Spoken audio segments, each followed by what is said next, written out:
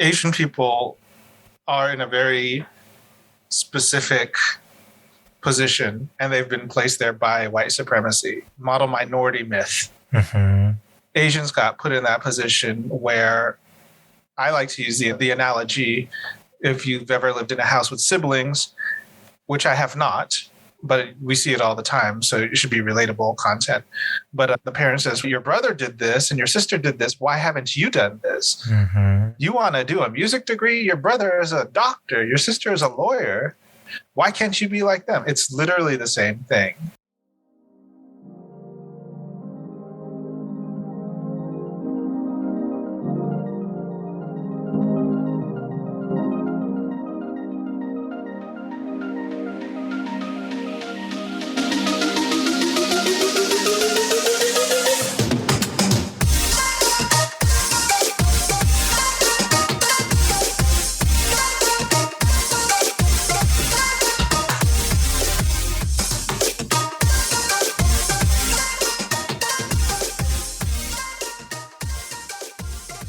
Hi everyone, my name is Stephen Wakabayashi, and you're listening to Yellow Glitter, Mindfulness Through the Eyes and Soul of Queer Asian Perspectives.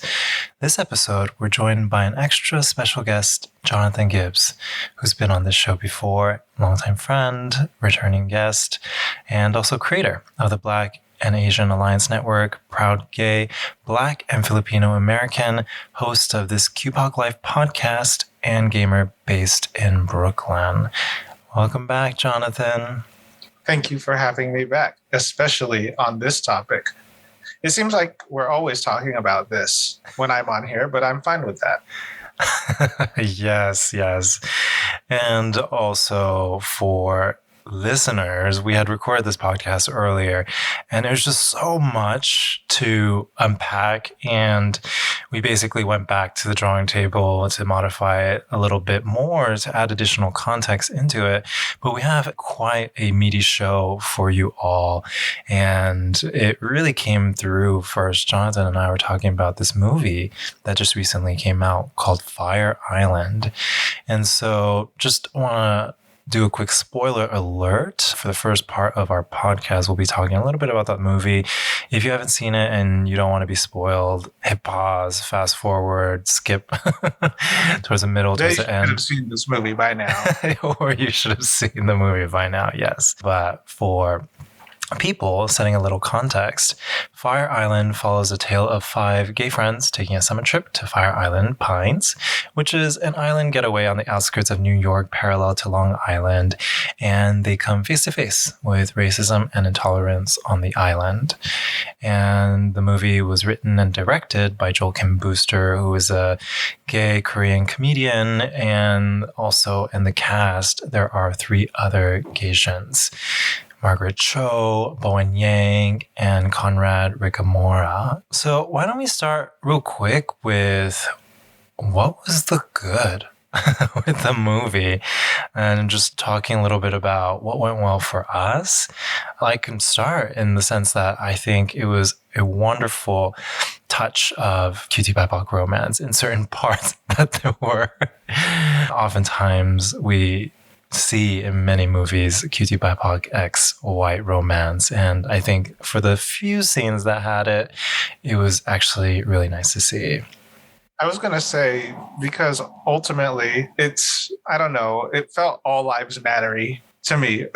In this case, all romantic comedy lives storylines matter, especially with how it was played up by so many in the Gaysian community as being this amazing hallmark and this first time we saw ourselves, et cetera, et cetera. But that's me getting into not the good, but some of my gripes. So I will say, however, that I do view these kinds of things as kicking the door open, and that's really good. We talk about the crazy rich Asians of the world, these types of foot in the door type works that eventually lead to more representation of more than just what we got up front.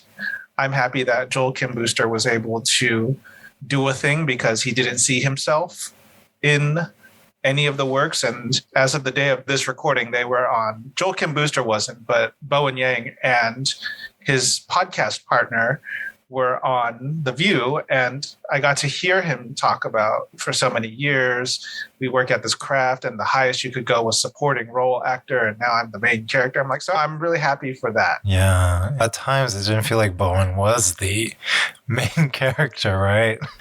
Definitely an ensemble cast. We love those. Yeah. At least they're all supporting if you want to get technical about it. I'm just happy that it was written by a Gaysian and he got his work out there. I don't know how he did it, but opens the door to other people to do the same. Absolutely. That leads us to the part where we're going to talk a little bit more about the stuff that is much left to be desired in this movie. And just to allude a little bit about our conversation today, we are going to go really in depth into one of the critiques of the movie, which was the predominance of the gay-white gaze. But before getting into it, we chatted a little bit about some of the stuff that were much left to be desired. And at least where I'll start is, I think, for a cast with a plethora of Gaysian folks, which has not really seen its time in Western media to this extent, I just thought it was remiss that there was nothing about the Asian culture itself, whether it was the food, history, backgrounds of any of the individual Asian character. I thought that was a huge missed opportunity to at least shine a little bit of light into our identities. Yeah. And I guess for me, along those same lines, if we're talking under the umbrella of the gay-white gaze, it's that, as per the definition of the gay-white gaze and that dynamic, the love aspect or the love triangle or the romantic interest always seem to involve a white gay. Or if we're not talking about white gay, then we're talking about white people. Could have been an entire Gaysian story minus white people, even in the setting of Fire Island. And yeah. I think a lot of people's defense is they're the antagonists. Okay, but they also don't have to be the one that you're chasing after.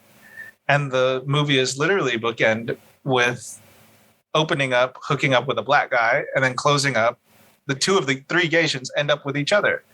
So I think that the movie is very much aware of what it's doing. That is dodging this very volatile conversation that we have had over and over again in the Gaysian community and online spaces about whiteness and our proximity to whiteness. Mm-hmm. Somehow the movie doesn't cover that.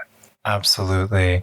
And I even started to take a look at the time counter, and it was about 3 minutes in when the conversations, and these are conversations between Gaysian folks with one another, Gaysians with gay Latinx folks, gay black folks, and all of a sudden it just started centering white folks. And I was just a little shocked to see almost every conversation and scenario about white folks. And I get they are set up as antagonists and also the hero, much to unpack there.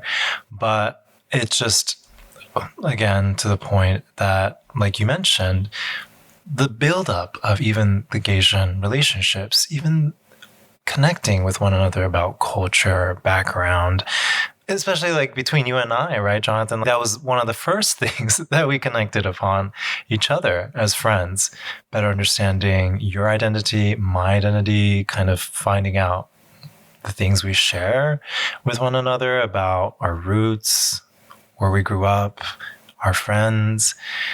And it's just totally missed. And full disclosure for I shouldn't say first time listeners, but if you've not heard an episode with me in it before, or you don't know who I am Black and Filipino, so Black American and Filipino American. And I sit at a very interesting intersection within the Gaysian community, being able to call out certain things that people either claim to know, claim that they stand for, but where are your actions behind this? I'm talking about BLM or talking about marginalized and oppressed communities, because you can say that all day, but where is it in practice? And how much are you aligning with the white gaze, the gay white gaze in this case? Yeah. Because they are notorious for being performative activists. Yeah. So are you going to actually do the work? or are you going to just be like them? Yeah, exactly. So maybe for our listeners, what we can do is talk a little bit about the contextual definition of the white gaze. And so this terminology, the white gaze, Gaze, was labeled by Toni Morrison, a Black American novelist, defining it as the assumption that the default reader or observer is coming from a perspective of someone who identifies as white, or that people of color sometimes feel the need to take into account the white reader or observer's reaction. And how we're defining it for us in this particular episode is also the context of the intersection of queerness, gayness, as a part of that white gaze. And so how we're talking about the gay white gaze on this episode is really about seeing our own identities, right, through the lens of whiteness, which includes assimilation as a norm, white adjacency, washing away our cultural identities, particularly because it's not through the lens that was made for us to begin with. And so one thing that I will start is that this is really harmful, especially for our communities, because of its adjacency to white supremacy, putting white identity above all else. And why this is really tough is because when we see the world through the white lens, the gay white lens, is that all of the intricate parts of our identities aren't celebrated, aren't expressed, and that ultimately it places white identity, white savior is a shining knight in white armor as part of the central storyline. And that, unfortunately, especially given so much of happening within the world, whether it's through legislation or just the awful tides of what's happening, we just see a lot of folks suffering at the hands of racism and intolerance perpetuated by white supremacy. And so with that, I would just last note I'll add with white supremacy is that it's just a lose-lose game for us all, right? Where one, to gain the power with white adjacency, to be a part of it, you have to erase yourself, get rid of all these parts, right? So that you could be close proximity to power, and that also everyone else on the outside gets hurt. And a quite simple analogy that I give to people is the bullying complex, right? By aligning yourself with a bully, you may face less bullying, but for everyone, whether they're at school, on the playground, is it helping anyone? And really that's a simple analogy that I like to share with some folks around the context of white supremacy is that sometimes by aligning with the people perpetuating the harms, the bullies, one, you have to lose yourself to the group to gain power. But at the same time, it's just you're in a position where you just keep perpetuating the harm that we face. Asian people are in a very specific position, and they've been placed there by white supremacy. Model minority myth. Mm-hmm. Asians got put in that position where I like to use the analogy, if you've ever lived in a house with siblings, which I have not, but we see it all the time, so it should be relatable content. But the parent says, your brother did this and your sister did this. Why haven't you done this? Mm-hmm. You want to do a music degree? Your brother is a doctor. Your sister is a lawyer. Why can't you be like them? It's literally the same thing. White people taking Asians and telling Black and Latino people, the Asians are so good, so why can't you do it? The Asians have worked so hard, so why can't you do it? And so Asians have a fork in the road. Do they go down the path of believing what white people say and also turn toward Black and brown people and say, yeah, we have worked hard. You should be more like us. We're better. If you would just try, then these white people would view you with more respect like they do us. Or are you going to turn to white people and say, that's trash. You cannot use us as a scapegoat. You have clearly, in this country, the United States of America, you have clearly created laws that bar not only us, but all these other Black and brown folks. Yeah. And Asian people need to be hip to that. If they're not, then it's assimilation. And that is white supremacy. Yeah. That is the goal of white supremacy. White supremacy does not just mean the Ku Klux Klan or burning crosses in the yard. It's very insidious, far reaching, and has stretched over a very long period of time. Asians can be used, and doubly so when you're in the Gaysian community. If I just go with being Black and gay, that's a whole other layer of stuff. We know that Black trans women and Black queer people, like all those intersectionalities, it means something. And for those types of people who listen to this type of podcast, you already know what it means. You're aware of intersectionality. You're aware of the ladder of privilege and how low Black queer people are. So how could you not be aware of the other side of that ladder, the higher part of that ladder, and how people try to climb it and the methods by which they climb it to get closer to whiteness and cis whiteness and what's conventionally beautiful? Yeah, absolutely. And tying it back right to the movie and what inspired us to start talking about this gay white gaze, basically how white supremacy shows up as a part of our communities and the way in which we see and begin to compete with one another, was that one scenario that I'll provide is Bowen Yang's character, right?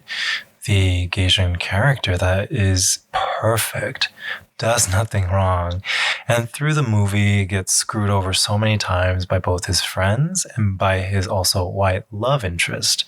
And as he is finally able to just come to realization, saying, you know what, I'm done with this island, I'm fed up, I'm leaving. As he's about to finally depart and finally go home, one of the white characters who literally has not done anything right through the whole entire movie gets a talking to by one of the Gaysian characters and then shows up and says, please don't leave. And then Bowen Yang stays with the white character, despite also attempts by other queer BIPOC folks to convince him to stay. And it's so interesting. It's the concept of like perfectionism, model minority, that we are put into this position where we can't be anything aside from perfect in movies, books, films, because let's face it, if also Bowen Yang's character lashed out and all of a sudden had all these complex drama and all of these things, it's just the gay white gaze would say, maybe you don't deserve love. And so the way in which it was propping up the Gaysian character to then find love was basically by being so perfect and then somebody realizing that he was perfect. That part was really tough for me to watch. And also a lot of the critiques even didn't point this out, especially with the movie, because I think, like you mentioned, just your proximity to not just the Gaysian identity, but also the gay Black identity, I think, and also myself doing this work, talking about this, we have a higher sensitivity to notice and be aware of it. And what I will mention too, I have a few bullet points of just things that show up as we start leaning towards whiteness, white adjacency, or leaning towards the gay white gaze. We end up internalizing a lot of the harm that's perpetuated, and then it comes out through perfectionist means. We kill ourselves to have the perfect body so that we can gain institutional whiteness, white adjacency, white boyfriend. We have an overly ambitious career, and we have relationships with folks who haven't done the work. And I think a big part, at least for me, with the movie and also how it relates to the gay white gaze was, again, like you mentioned, pointing this out, right? Not just like saying the gay white men are saying these awful things to us in the movie, which they portray, but really showcasing this really complex dynamic of assimilation and that storyline. It's just really confusing to me as well, because the movie and the writing, and I'm guessing it's Joel Kim Booster as a writer, but if he had a team of writers, then cool, them too. whoever wrote this was very capable of pointing out the various different dynamics of white supremacy and groupthink and alignment and assimilation. In the very first scene, when they're on the ferry from Sayaville to like Fire Island Pines, all the gays take off their shirts and someone is like, why do we subscribe to this heteronormative blah, blah, blah, blah, blah. And I'm like, okay. And that was the beginning of the movie. So I was like, okay, so there is some awareness. Whereas people like to joke, oh, it's woke.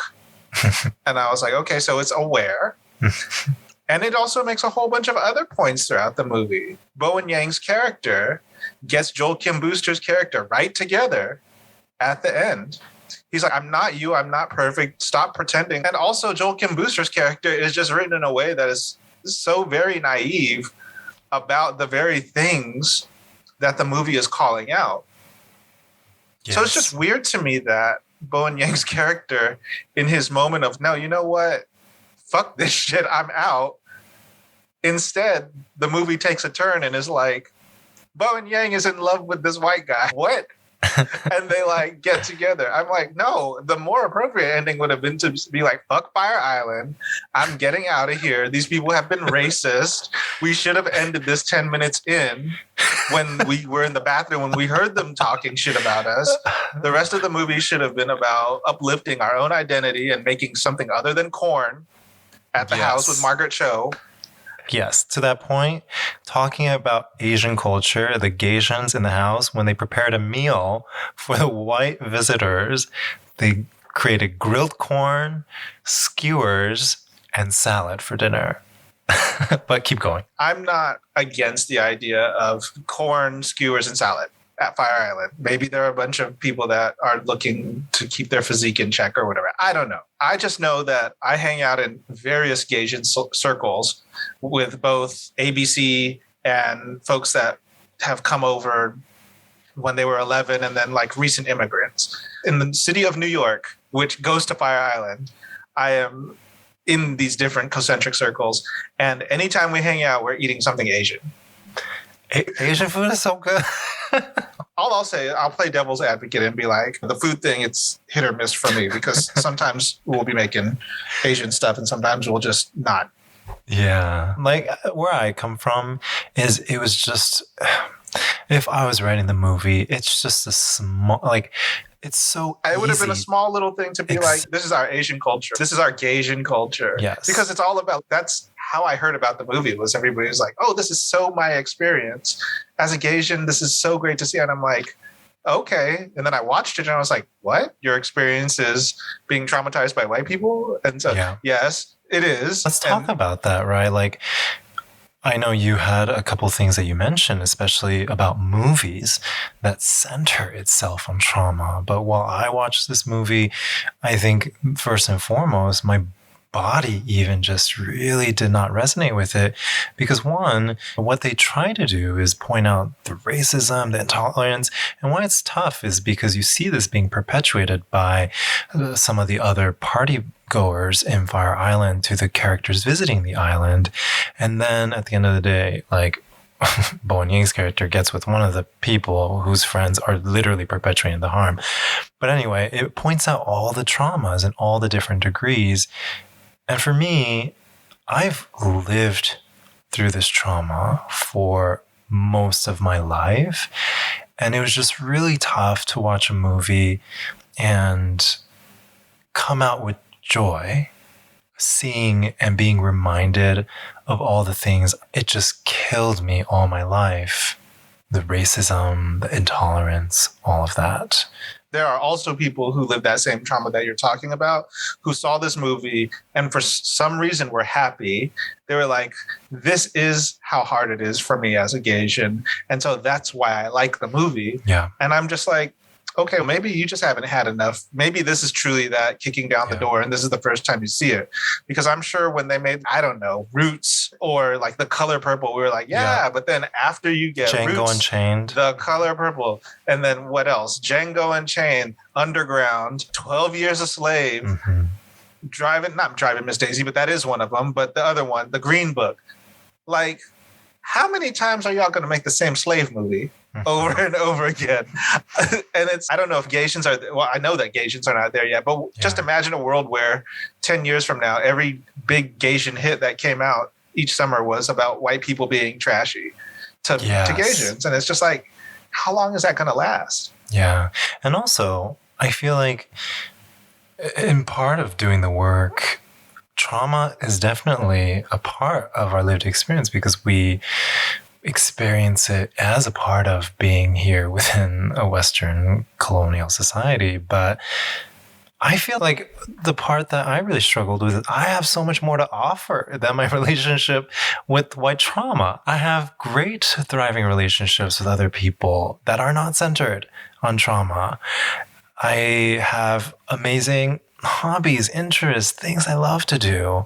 And it's just,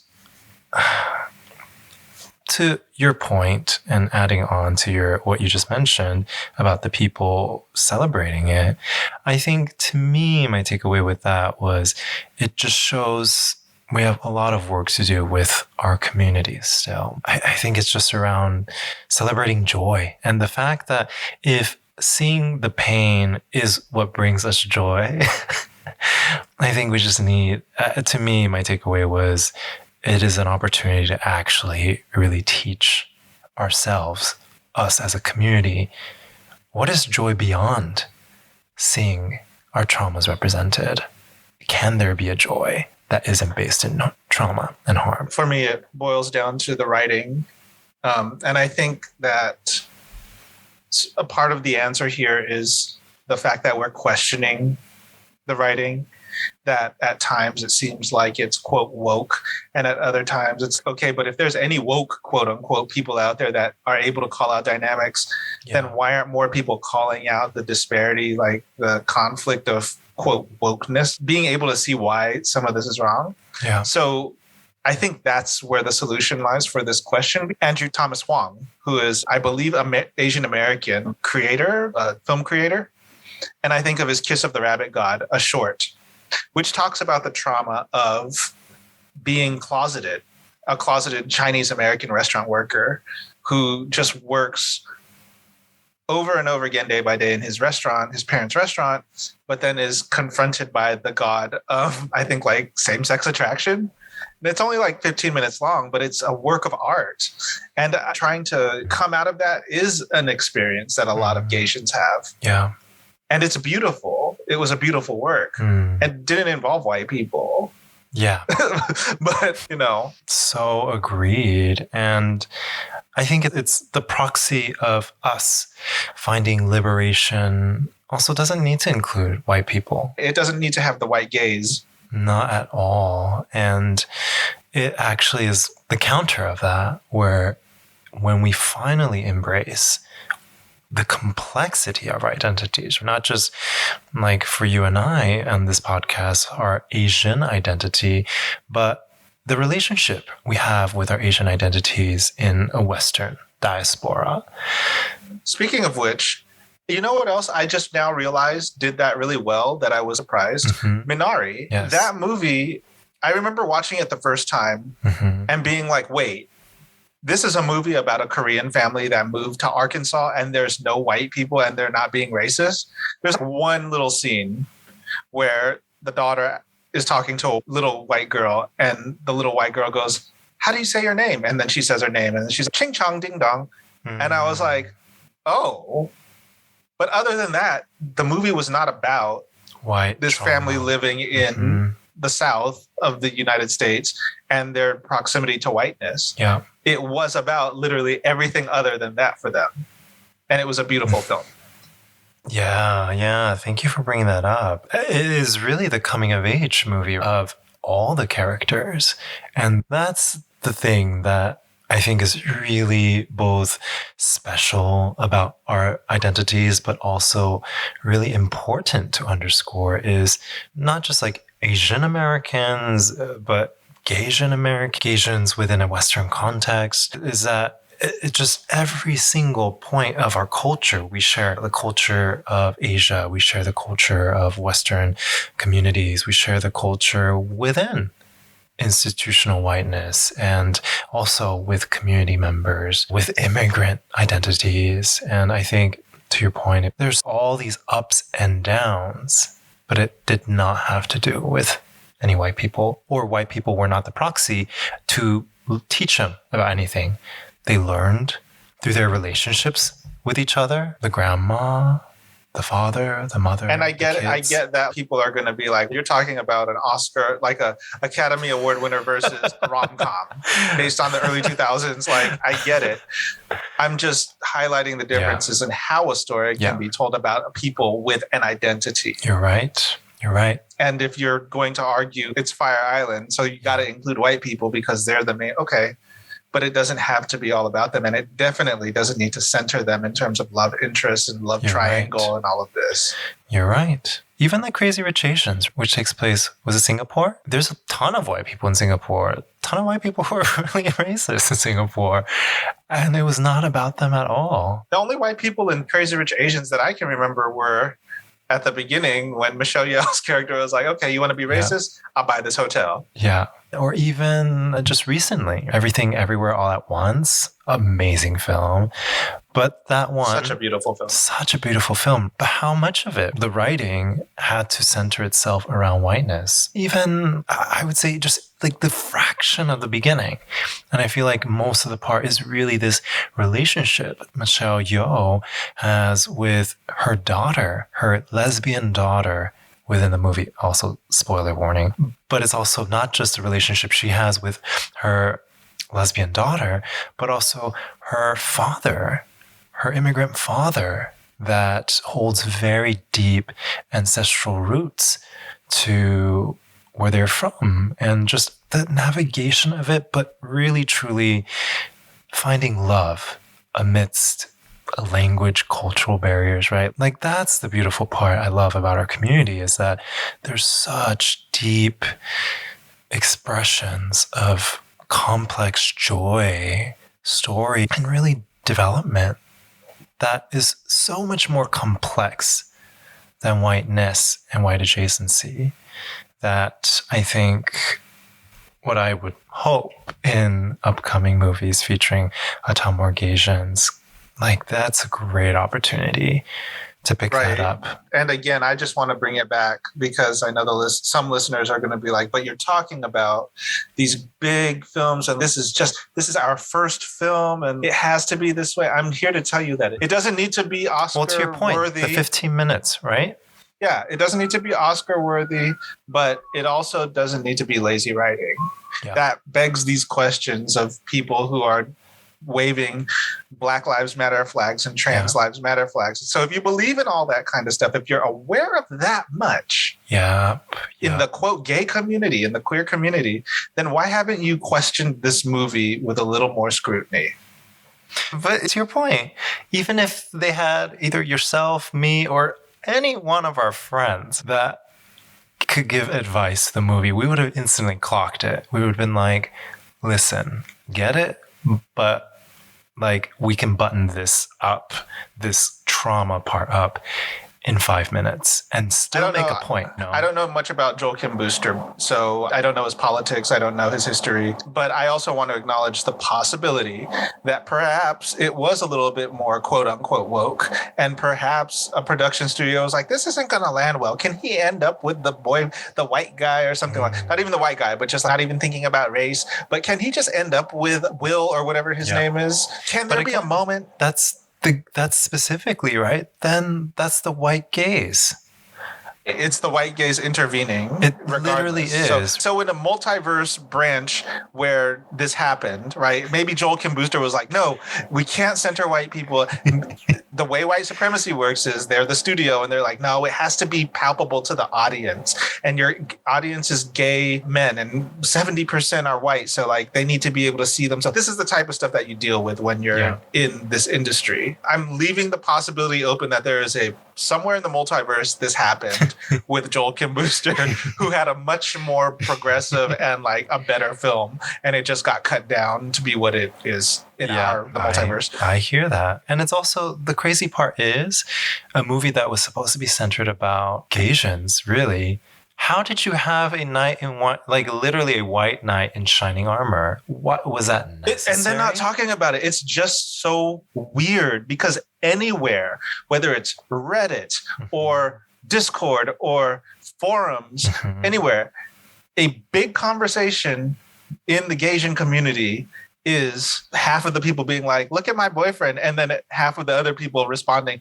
why is it a white person? And that's not exclusive to the Gaysian community. It happens in straight black folks and black folks in their queer communities, just the proximity to whiteness and dating outside quote unquote your race. And with Gaysians, and we talked about this in a past thing, but it's really weird because when y'all decide to date outside of your race, it's typically white people. Well, and there are reasons for that. Parents are like, you need to date a white man. That's literally what comes out of some people's mouth. Date up. Like, I will underscore, it's not that you can't date a white person, but it's that most of the relationships that at least you and I have seen, it's just you have the most beautiful gay Asian man who does everything so well. It's so great. And then it's like the most average looking white man is what you're trying to say. Or not just. And the movie doesn't address this. Well, it doesn't have to be like look based, but they don't do anything for them. Right. They treat them awful, right? Or like in this movie's case, the white guy, he has his friends. They even fly his ex in, who is also racist, to Bowen Yang. Yes. And even then that white guy is, no, that's not cool. He just like rolls with it. I'm just like, and then he ends up with this man. I'm just, what the hell is going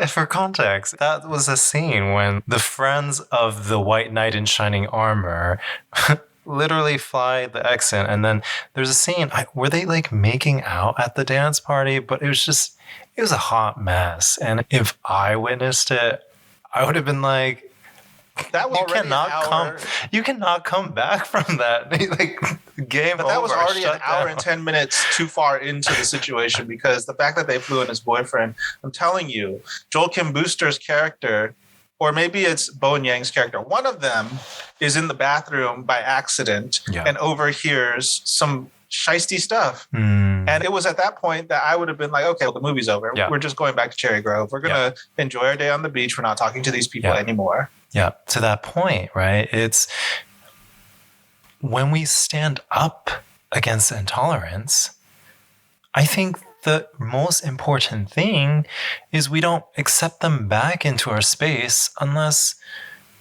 they actually listen. And it seemed like what was happening was they kept pointing all these things out that were issues with people, and then they invite them over to their house for dinner. It was weird, but I think that was also the element of messiness, drama, because I think that whole setup was like, oh, well, why don't you come over and eat? And the one I was like, no, don't do that because it's so dramatic and messy and it's funny, huh? But no, I would have, no.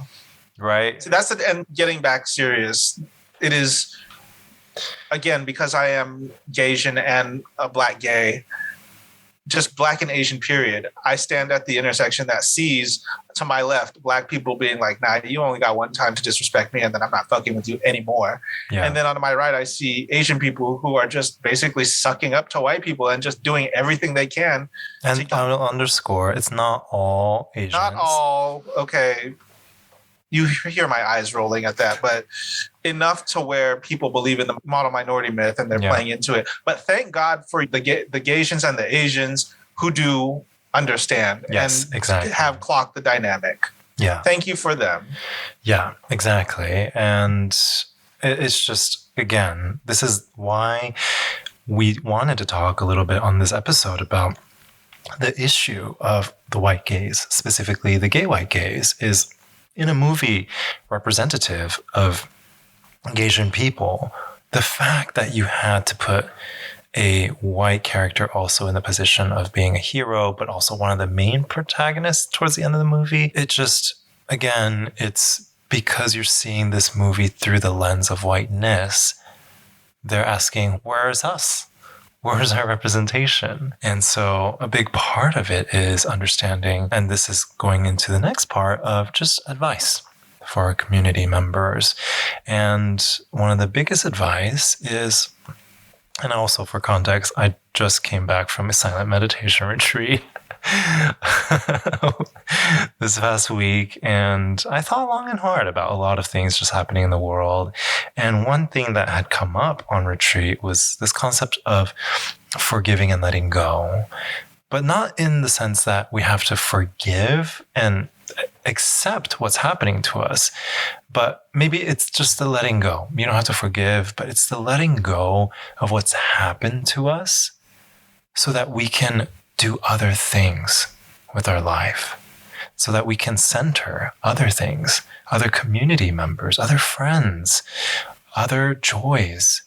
And so I think a big part of the movie that I would love to see is, what does it look like to let go of the white trauma? I get you want to point it out for, I forget how long the whole movie is, but an hour or something. What if they just let go of that and just didn't accept it 10 minutes in? What would that dynamic look like?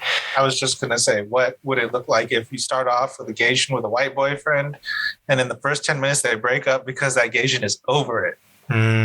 What is the rest of the movie like? What is the rest of Gaysian representation like there?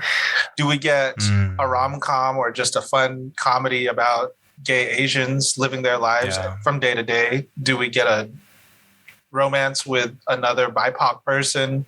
What is it? But Fire Island had to happen. Yeah, exactly. Fire Island had to happen for us to have this conversation so that someone out there listening can be like, you know what?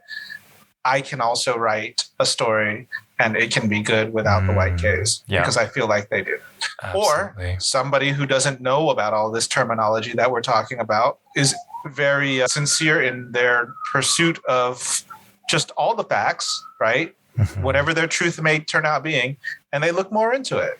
Yeah. I'm not on here trying to deride Asians and shout down to them. I'm part of that community. Yeah. I just want people to know that there's more to the Gaysian community than circuit parties with white gays all over the world and thinking naively that issues of race have nothing to do with you. Asking the question of, what would a deeper, really, truly deeper friendship that uplift your whole entire self look like? And so tip number 2, beyond forgiving, letting go, is as you surround yourself with more diverse communities, who are the good people that are really going to even identify these parts of you and say, I don't see that part of you being expressed. Come on, be you, be authentically you. And I think, especially, I've talked about it in my podcast early on, about a few years ago, just like my experience with the circuit community and also just being surrounded by just a lot of stuff, a lot of just really in the thick of it. Long story short, for anyone who didn't listen to those episodes, I got really sick.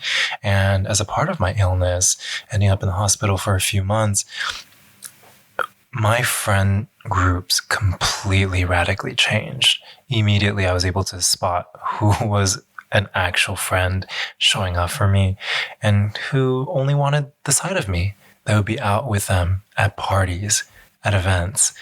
And at the time, it was a majority of the people, and it made me really sad, really depressed.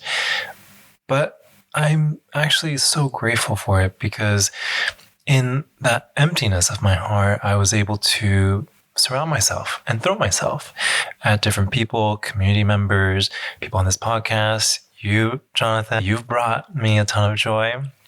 And it's because people like you see so many parts of me, my intersectional identities and my hobbies, my joys, all this, and you uplift them. And it's just, for people listening, my advice is find those people that celebrate you unapologetically and uplift and even see beyond and pull these parts of yourself that may have not been expressed before, especially in certain spaces. That's very powerful. And I was having thoughts in the gay community and probably all across the queer community. I can almost, even though I haven't lived those experiences, I can almost say that because we're different, quote unquote, at least in our generation, Stephen, like pre-internet, like on the cusp of the internet. Yeah, I remember that. We grew up isolated from other people like us. Yeah. And so we didn't have guidance. And so when you are the type of gay that leaves Iowa or the suburbs of California to go to Los Angeles, or closer to the coast, or New York, you don't have guidance on how to be a good person. You don't have guidance on how to be a caring friend. All you know is the vapidness of the quote gay community and circuit parties and going out into bars and having sex and being shady and watching RuPaul's Drag Race and doing all this stuff. But along the line, if you're so lucky to meet someone who can actually show you what it means to be a caring person, to be that mother figure or whatever. And I've done that for some Gaysians. I have some daughters out here. And I saw the path that they were going down. Yeah. And I was like, no, you're my friend and I'm going to be here for you. And this person was literally sick. Yeah. I'm feeding him soup in my living room. These people don't know how, a lot of people don't know how to be a good friend. And that's what's missing. You mentioned a few things that there's so much to unpack, but it's around like watching RuPaul is inherently not bad, but it's also surface level vapid. Yes. Like it's almost how some people Black queer it's co-opting Black queer trends and culture and putting it on this facetious layer of skinny white drag queens and uplifting them as a part of storylines. And being shady. But you know what? You need to invite me back for that episode so we can talk about it. We do. Yeah. But I just wanted to just add some notes to folks because Johnathan and I, we talk about this and it's just, I just want to underscore. Stephen was literally the first person I thought of when I was watching Fire Island. I was like, I texted him, I was like, have you seen this movie? And at the time I was like, I have been avoiding it, Johnathan, because and then I said, you know what, I'm going to watch it.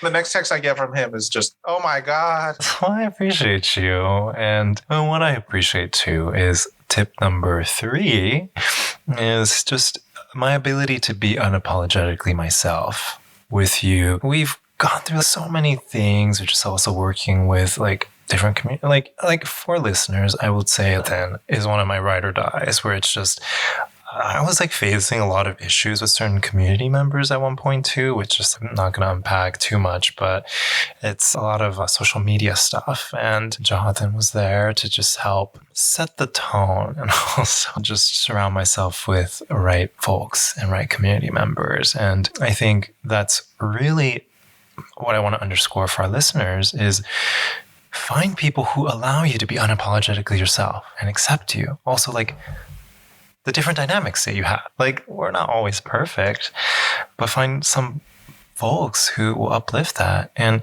what I wrote in the show notes that I really want to just highlight is don't bend yourself to be loved and accepted by others. We live a life that's way too short. And that sometimes we have to do it for safety. I will underscore when we're in situations and we have to be safe, especially as queer people, totally get it. But we have the freedom and flexibility and we have the privilege to be surrounded by a myriad of people, especially when we live in metro cities. Don't bend yourself to be loved and accepted by others because they have status, they look a certain way. Because at the end of the day, our work in this like short lifetime that we have, I think, at least, is just figuring out how we just live a good life that is true to us. And I think in doing so, we allow other people to live their truths too. All right, Oprah. Do you have any other tips that you want to add, Jonathan? I think you said it all. I could tell the listeners out there, get you a Black friend. And it's, oh my God, did he really just say that? No, I'm serious. Because a number of diversify your friend groups. Diversify your friend groups and include Black people. If you want to position that another way, instead of saying, get you a Black friend, diversify. Include Black people in your friend groups. And I almost got in trouble. I almost said the wrong thing. But I'm going to say what I almost said. I was going to say real Black people. Because you're towing the line, some of these people out here, like all skin folk ain't kinfolk, and just because you have a Black friend that hovers around your circles, you need to ask why is it that's the only Black person there? So much to unpack. There's a lot more for an episode on that too. But it goes with the Rick Morris character, because Joel Kim Booster's character was like, oh, he's probably just a token. So I know that the movie is aware of these conversations. You're right. You're right. Or are they just aware of the words? Are they? Is it the performativeness of it? Probably. You know what? But you were asking they have for different tips, so they have multiverses. I'm gonna go with that. I think you had a good point. Yeah, in a multiverse, maybe they pitched something that was really like powerful and moving, exactly what we were savoring. But we'll just say the studio just didn't. And the studio was like, nope, he just happens to be Gaysian, and that's how, because we need someone for him to fall in love with. Okay. Fine. My other tip is believe. You know what? That's a good tip. Believe. But we have movies already, right? Everything, Everywhere, All at Once, Crazy Rich Asians, Minari. Did we do a spoiler alert for Everywhere, All at Once? I did. I mentioned. Okay, yeah, that is a queer story, and I didn't realize it until it was a queer story, exactly. And so we have these, but also we're getting things. We're getting things. We're slow and steady. And to your point, believe. I think it's about putting stuff out there is one thing, and then also, like you mentioned, like having these conversations and allowing us to have these conversations, I think is a great opportunity to bring other people along. At least some of the stuff that you and I talk about in a vacuum, that we can share it with other folks. And then lastly, I just wanted to highlight a couple organizations and some things that folks can check out. One of the organizations is called the Black and Brown Equity Coalition, and they are doing work within Fire Island, specifically around Cherry Grove, Pines, and surrounding areas, to create it more equitable for Black and Brown folks, as well as transgender folks. And I think they are doing some really great, wonderful work. And especially this episode, we'd be really remiss if we didn't highlight them. And so if anyone wants to check out their work, and really their work helps center conversations like ours, especially within the context of Fire Island. And this is what's happening, but also centering through Black joy, brown joy, yellow joy, bringing all these performers, BIPOC, queer BIPOC performers into Fire Island to be authentically their true selves. And so if you want to check them out, their website is BABECfireisland.org. And then another reference I want to highlight is this streaming platform called Gaga Ooh La La, which is a Taipei-based subscription video on demand service that specializes in uncensored LGBTQ related films that center gay Asian folks. Especially. Wait a minute, why is it uncensored? Particularly because when you want to film LGBTQ films within like China, for example, they actually ask you to cut specific scenes out. And like just kisses. I thought we meant uncensored as in something else. Like, what kind of site is this? That could be it too, but no, it's like when you air a movie, and for example, it was like a Marvel movie or a Spider-Man movie that they aired and pushed to China. China actually had them remove some of the gay scenes out of it, specifically for their audience. And I believe some of the other Asian countries also do that as well. And I highly recommend this. Uncensored, and everyone can check it out, but it has a lot of wonderful gay Asian movies that are published across all different languages and communities. And so to check them out, visit their website at GAGAOOLALA.com. Thank you so much, Stephen. Yeah, checking out some of them. And I think people are just doing the work, right? There's a lot of people also within many parts of Asia creating these complex movies that we had talked about, but also not seeing the light of day within the Western context because we're not sharing them and celebrating them as well. And so I think it's just the more we can open our eyes and our hearts to a lot of these things, I think, at least for me, it helps to reassure me, to your advice, believe. It helps to reassure me that there are people out there who are also putting in the good work. And pointing back to my other advice, other than believe, I'm jokingly saying this. I don't expect people to just go in there to find a Black friend. But if you do want to find a Black friend who is down with the cause and understands, or you want to learn more and observe and get better knowledged as Senator Ophelia Ford. Look up Senator Ophelia Ford. She is wild. But anyway, if you want all of that, look for the Black and Asian Alliance Network. If you're on Facebook, that's where the main group is. But we also have a website, banorg.org. That's BANORG.org.